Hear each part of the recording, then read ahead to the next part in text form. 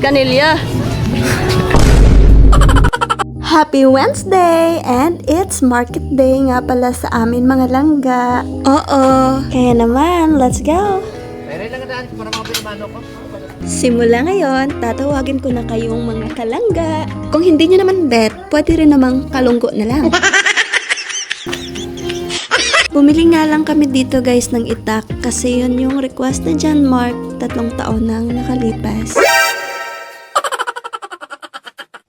Kapag market day, number 1 na ulam ay fish da. O nga pala guys, welcome to Tabo Public Market. Ganun ba?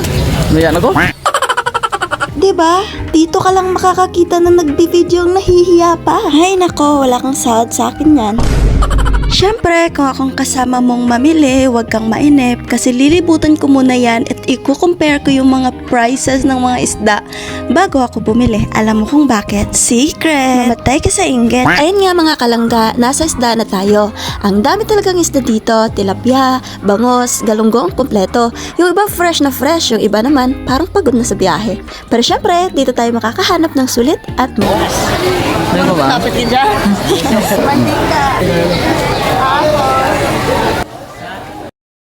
May patas lang po to, no?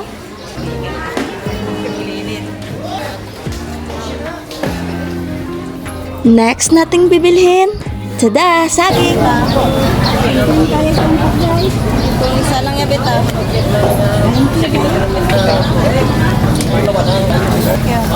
Bakal na saging unggoy. Tuwing tinda nga dito sa amin, hindi rin mawawala ang ukay-ukay. Mga langga. Kadalasan nga sa mga suit ko, sa ukay-ukay ko lang nabili. Tag-10 lang, tag-10. Siyempre, nasa routine na din natin na bumili ng pancake. Hello.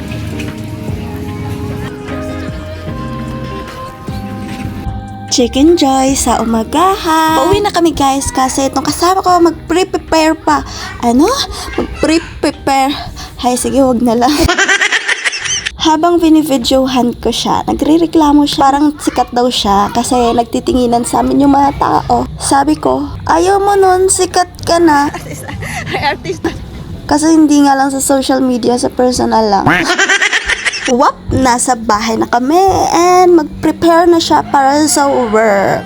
Pero bago yan, meron muna siyang eksena. Canilla 7. Ligo na to.